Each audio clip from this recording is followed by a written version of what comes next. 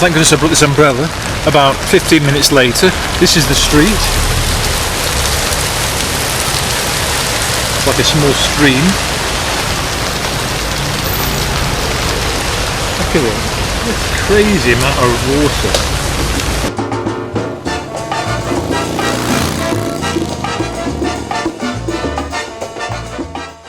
With a mixture of trepidation and excitement, I crossed the border from America into Mexico via Agua Prieta. I'd heard all the horror stories about drug cartels and bandits, and about how dangerous and lawless it was. In fact, this very crossing, somebody was shot dead a week before I crossed over, so I was well aware of the dangers involved. The best advice I was given was cross the border and get as deep into Mexico as you can, 100 miles, and you'll feel a lot safer. So I looked on the map and spotted a little town of Moctezuma, and that was about, 120 miles, so I thought, that's my first stop. I head for that and get there as quick as I can, as safely as I can.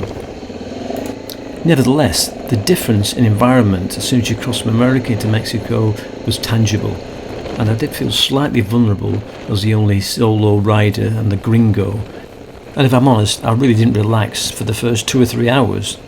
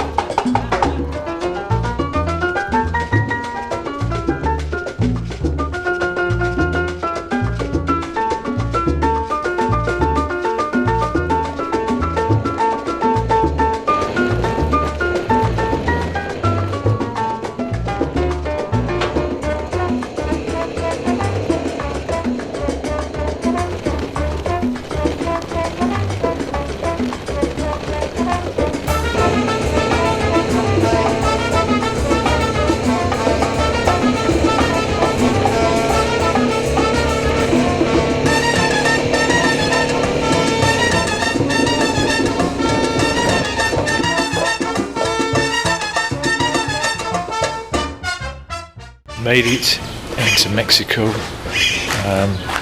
into the town of Moctezuma, and this is my hotel, Hotel San Antonio.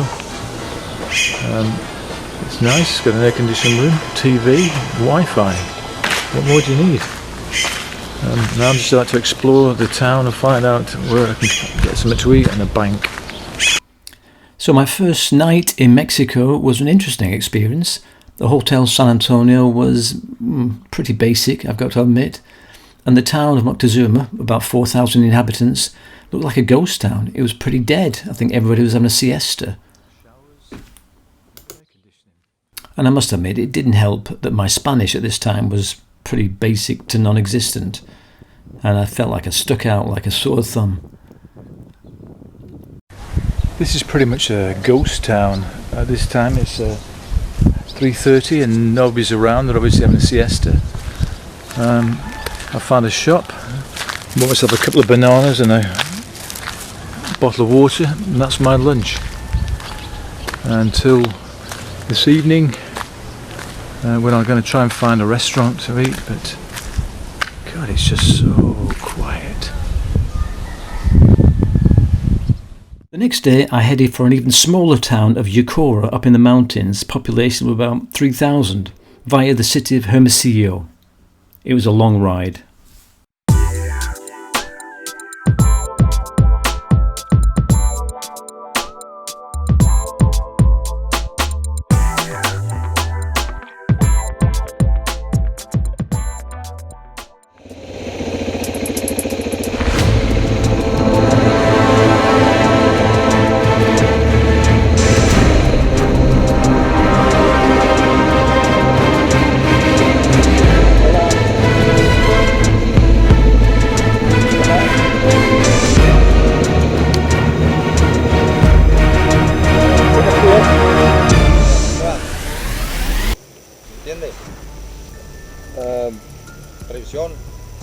no entiendo, mi español no es muy bueno, lo siento.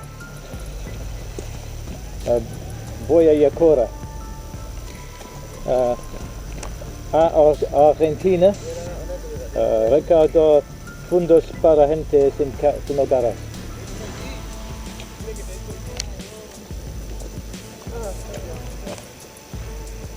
Alaska a Argentina.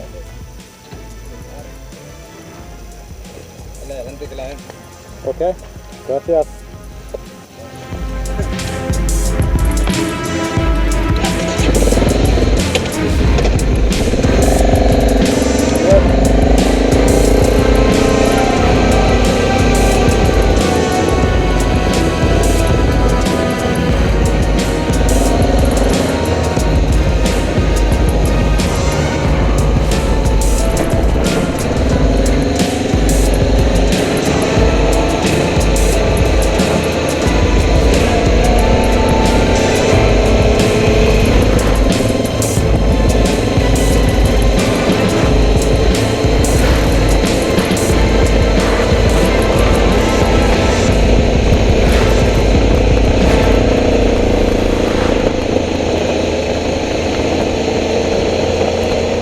Finally arrived in the little town of Yokora. I've been riding for about 5 hours and found my nice little hotel, Las Brisas. So let me just show you around this beautiful little place I've got. That's a restaurant. It doesn't look like it's open. This is the courtyard. Water tower, I guess. And I'm in room number 7.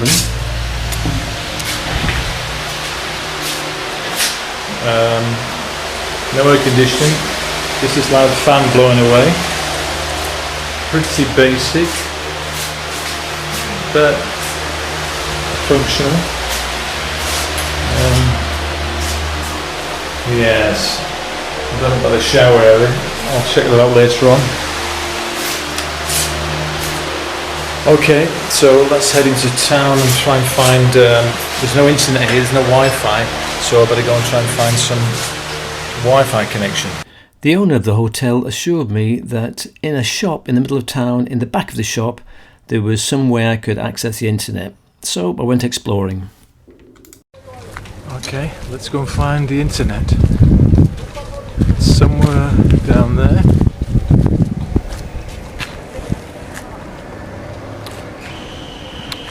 Now I've got my Gatorade to replenish my electrolytes. I'm good to go. Well, I've just found this nice internet cafe about half a mile down the road. So I've got Wi-Fi here. It's an interesting little place, as you can see. There's my Wi-Fi. And this is the back garden. There were chickens walking around here a minute ago.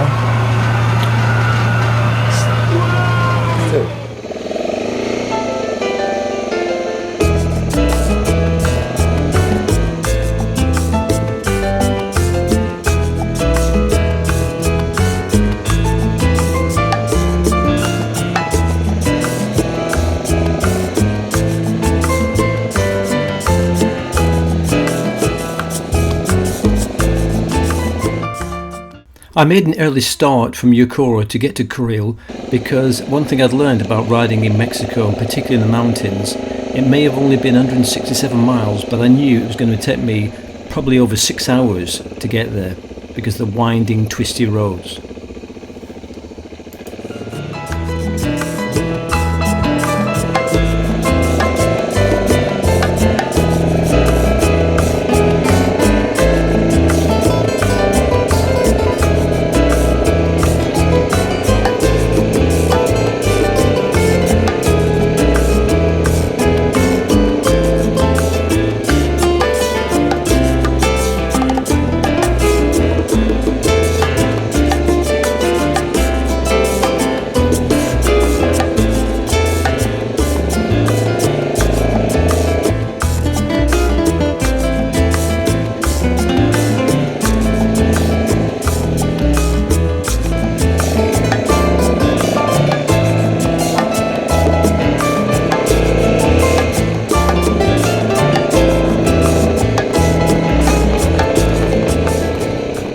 main reason for going to Creel was because it was close to the Copper Canyon, a place I desperately wanted to see because I'd heard so much about it. Driving round for about half an hour trying to find the Copper Canyon, and I think I found it. So I parked on this airfield. There we are. Hola. Hola. Buenos días. ¿Cómo está hoy?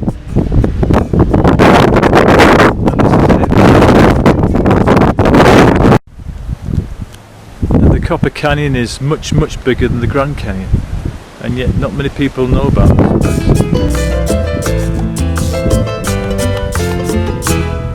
Very deep.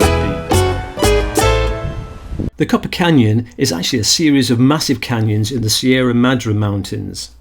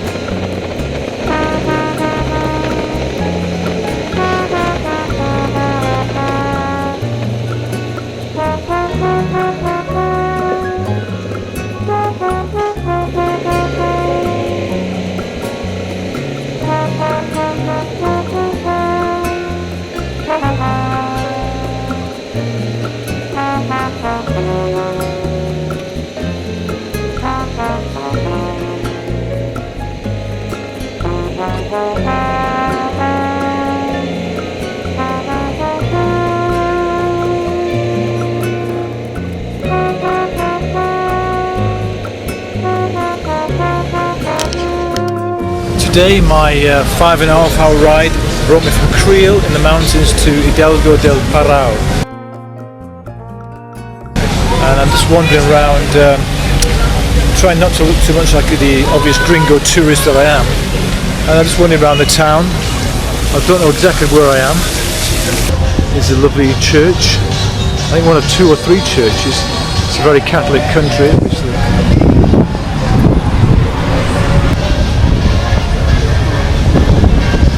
I have now reached the main square, the main plaza in the town. I think it's the main one, it's the biggest one.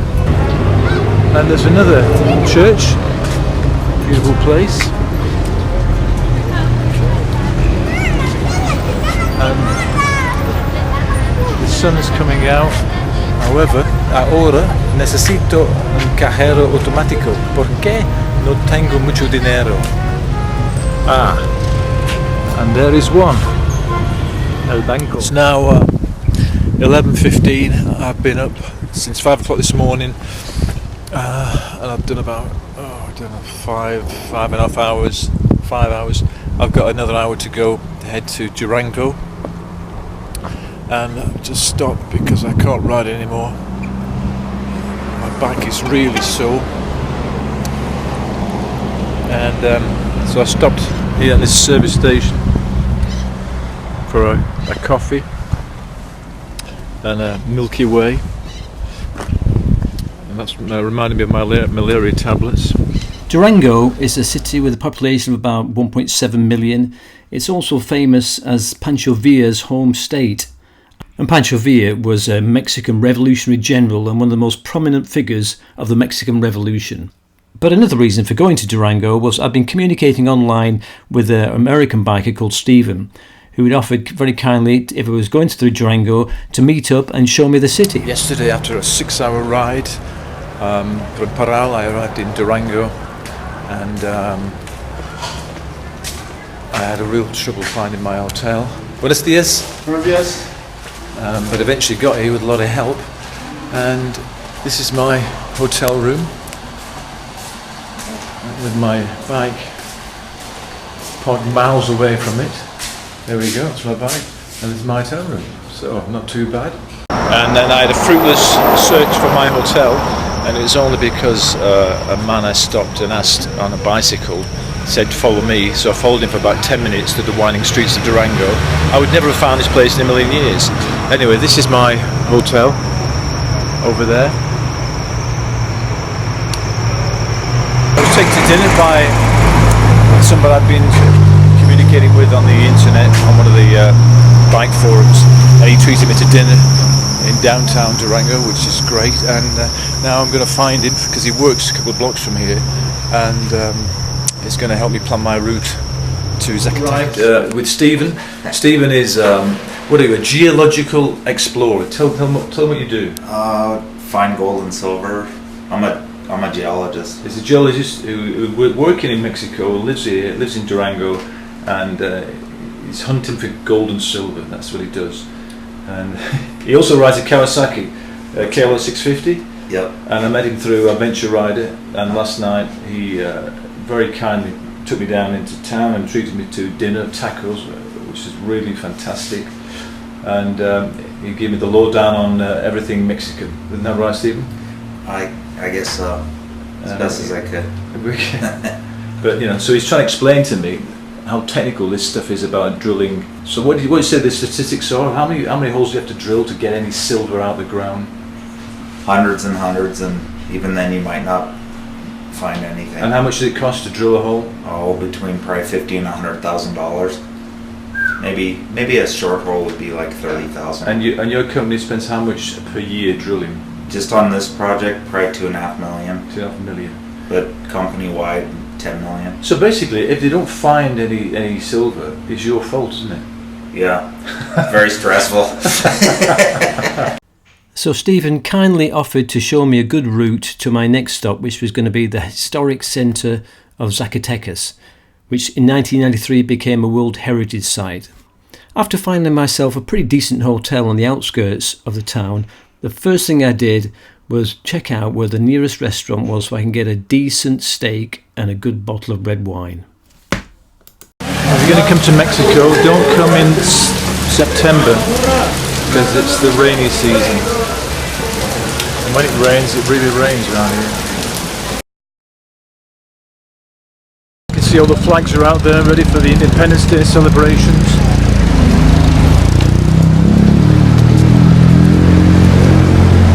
This is where I was trying to shelter yesterday in the teeming rain.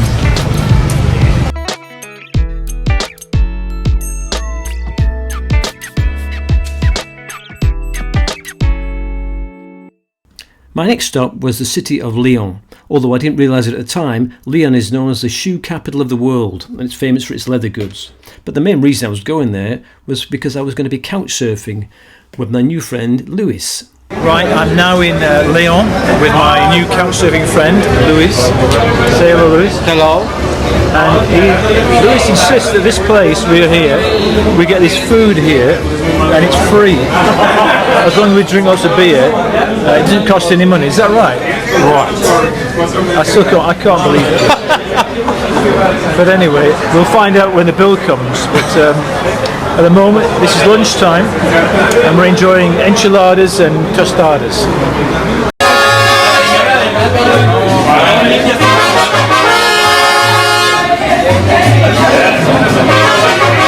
Down in the, this is a plaza, and Luis with his friend Miguel over here, who doesn't speak English. Say hello. Brought us down to this Cathedral Expiatorio, which is a kind of look-alike of Notre Dame in Paris.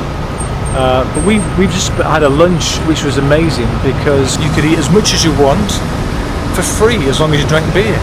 So what a great business. We should have some in England. Quite frankly, I wish I was staying longer, but there you go. That night we toured the bars of Lyon until it was far too late for me and I needed to get to bed because I had an early start the next day. But we had such a great time. So thanks Lewis for another great couchsurfing experience. So it's now 9:30 in the centre of Lyon. This is bar number 3. After a great night, I had an early start and I was off to the beautiful town of San Miguel de Allende. Known for its Baroque Spanish architecture, thriving arts scene and cultural festivals. World Heritage Sites, because it's just full of old historical buildings and lots of churches, as you'd expect in a very Catholic country. This is one such one. It's about 300 years old, and I'm just trying to orientate myself because I've only got a day in this place before I head off to Mexico City. Church of the Oratorio.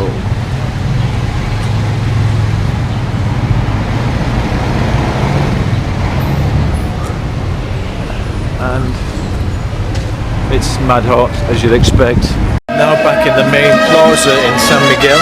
This is where people kind of gather in the evening to, to promenade and chat and drink and sing, as you can hear.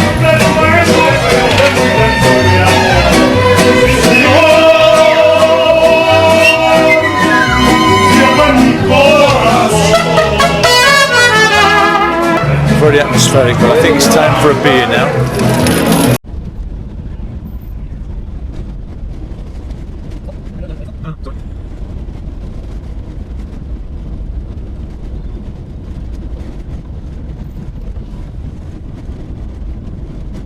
This is the plaza at night. I've just had a couple of beers and a couple of nice tacos, and I'm about to grab a cab and go back to my hotel and do some more work on the blog. But this is what it looks like.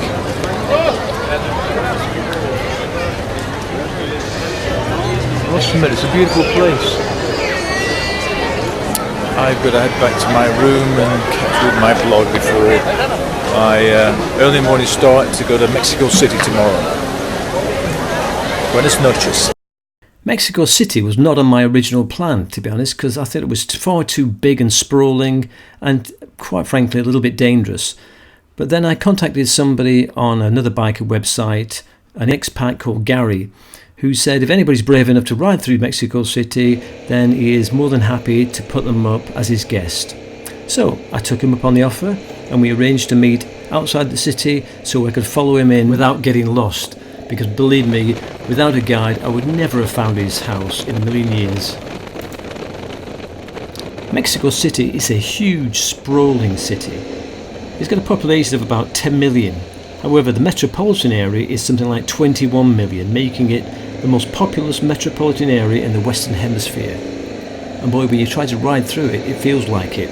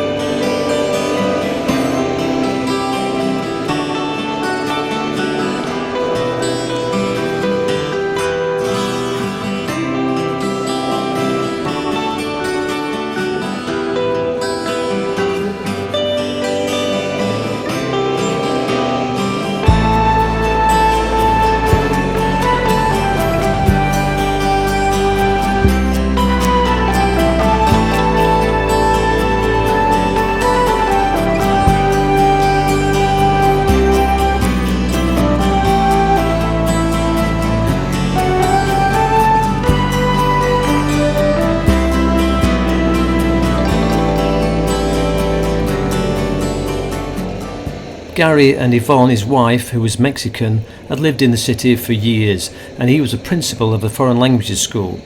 And so the next day they decided they'd take me and show me the heart of the city itself.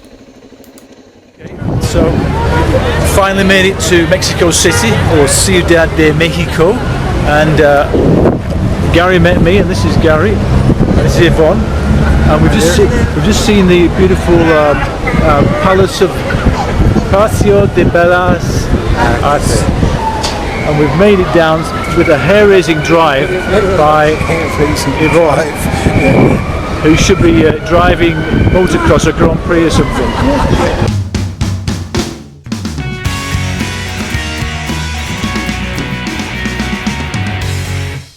While I had some downtime with Gary in Mexico City, I took the opportunity to get some new tyres and do an oil change.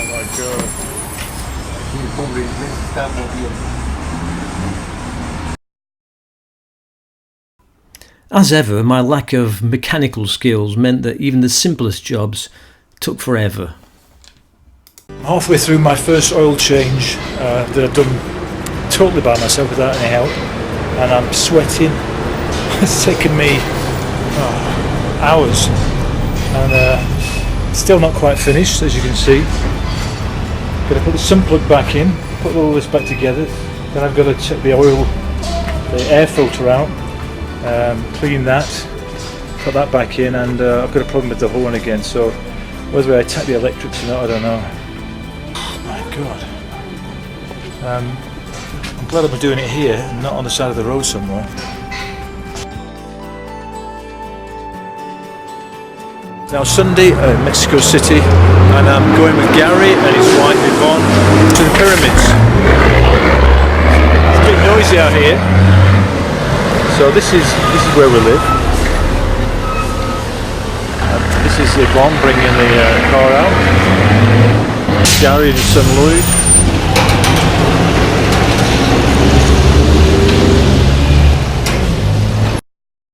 Pyramids were built by the Teotihuacans, who preceded the Aztecs by about 200 years, and they were enormous, and at their peak hundreds of thousands of people lived there.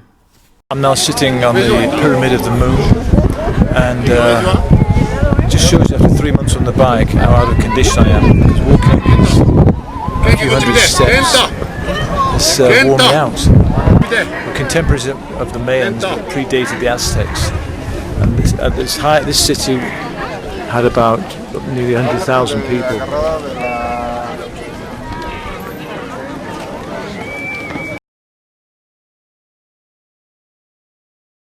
Well, that was a bit of a scare. This is the eve of the Independence Day Revolution celebrations, which it all starts this evening, and nobody will sell me any beer. They're not allowed to sell beer. This is the biggest occasion in 100 years of Mexican history, and nobody is allowed to buy beer. However, I persuaded the lady who runs this shop to sell me 12 beers. So hopefully that will keep me going. We're now eating a traditional Mexican dish. What is it called again? Pozole. And it's pork and corn. Yeah. Pork and corn.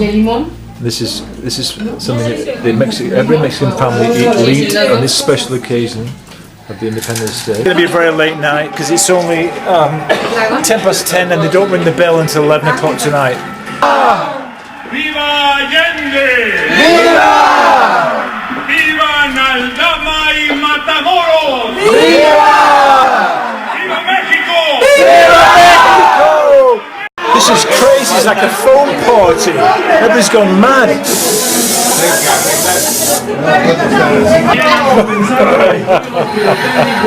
After a long and rather drunken night, I got up early the next day, said my goodbyes to Gary and Yvonne, and headed off south to the beautiful town of Oaxaca. I've just arrived in the town of Oaxaca after 6 hours on the road from Mexico City, and through 4 hours of rain, but I'm here and it's dry at the moment, and it's a really fascinating place.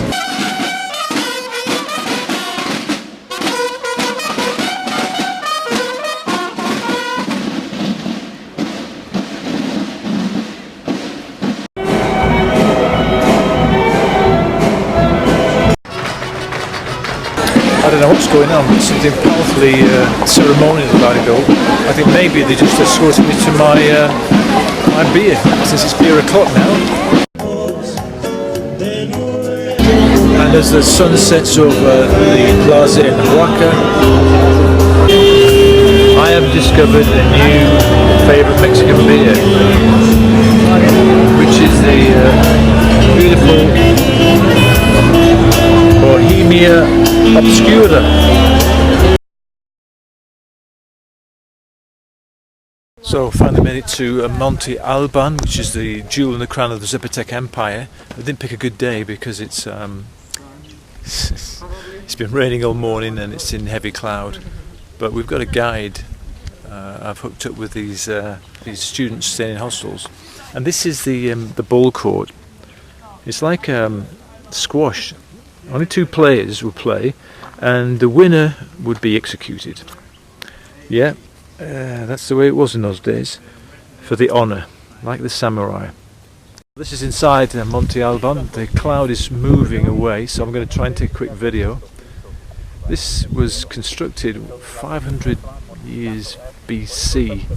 The Zapotecs were an amazingly advanced race, and they created what people think is an observatory.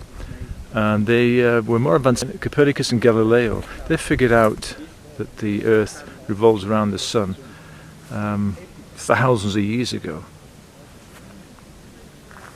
And this is the most complicated historical archaeological site in Mexico, because unlike the Mayans and the Aztecs, they didn't write anything down on paper or papyrus.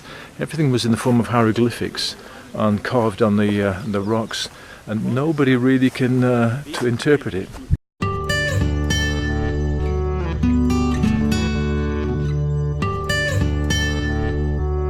It was now time to get out of the humidity and head for the coast, on probably what was one of the longest non-stop rides I've ever done.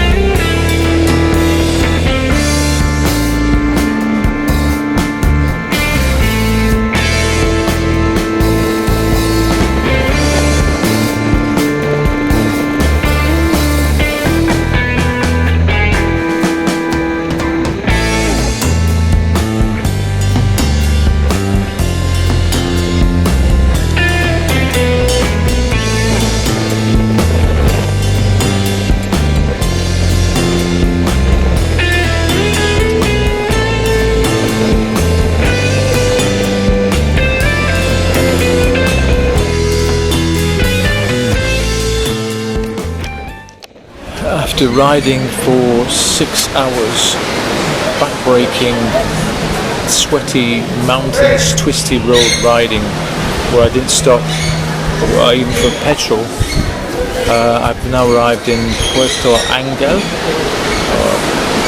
Port Angel, and I've just checked into a very expensive hotel, 20 quid a night, outrageous, but you know, it's not too shabby because it's got a good view.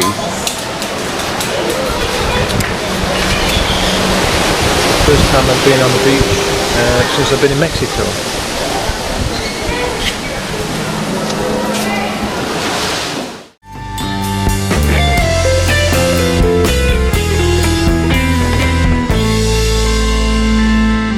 Puerto Angel is a very interesting place. Let me just show you the main road into it.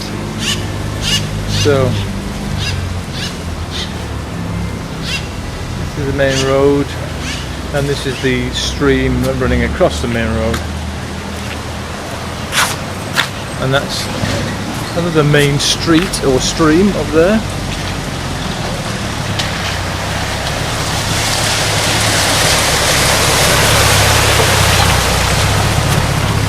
Well, it is a rainy season. Maybe it's not like this, except when it's rained heavily.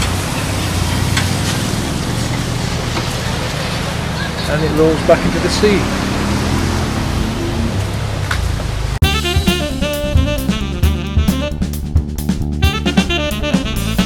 So I expect you're wondering what the view from my room is in this little sleepy village of Puerto Angel.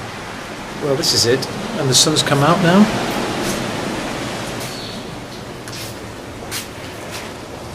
Yeah, it's pretty nice. Very peaceful, very relaxing, just what I need.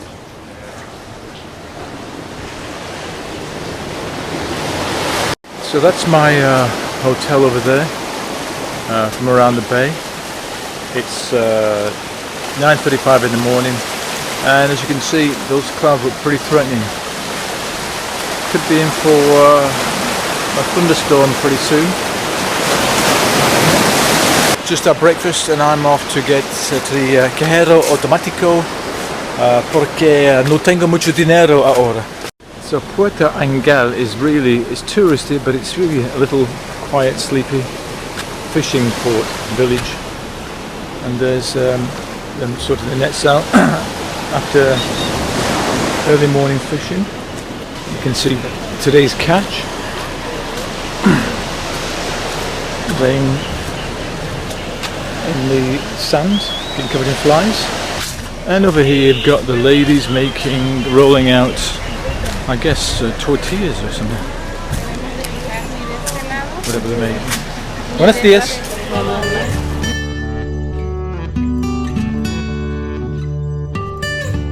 It's early evening. I'm just drinking my beer, watching the locals play a game of beach football. And it's interesting to note that about an hour ago I was over the other side of the bay having a couple of beers with a group of Mexican fishermen. One who spoke broken English and one who was completely drunk. We managed to make ourselves understood, but the beer over there was 12 pesos for a beer, and this over here, this side of the bay, it's 25. See, the haves and have-nots. Anyway, let's get back to my beer. Woken up by thunder in the distance. Wow. Storm out to sea. After a wonderfully relaxing brief sojourn by the beach, it was now time to head closer to the border with Guatemala and the beautiful little town of San Cristobal de las Casas. Well, thank goodness I brought this umbrella. About 15 minutes later, this is the street. It's like a small stream.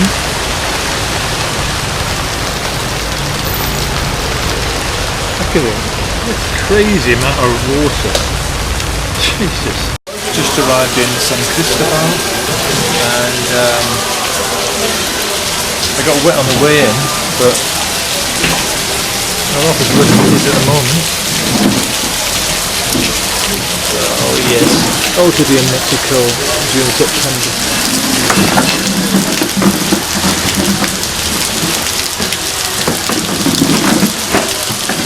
We're going to get washed out here.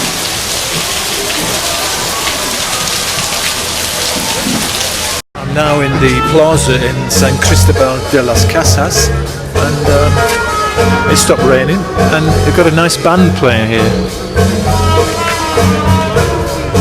in the bandstand there. After a brief stay in San Cristobal, the next day was going to be a short hop to a little town called Comitan, where I arranged to meet up with an American who was also riding down through Central America to Panama. His name was Mark, and I contacted him on a forum and we decided we'd ride together for a few days, particularly crossing the border into Guatemala. The benefit, of course, was Mark was fluent in Spanish, and I knew that would help enormously.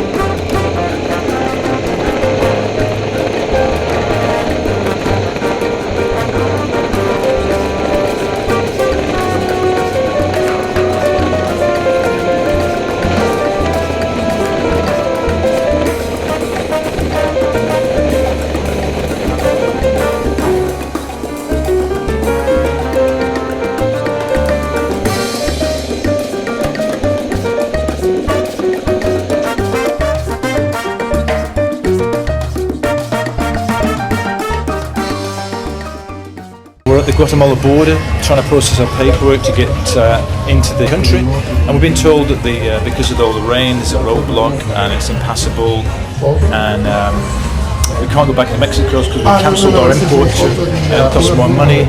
So the adventure starts. Mark is getting his paperwork processed, so looks like we're going to have to maybe stay here overnight, but we don't know.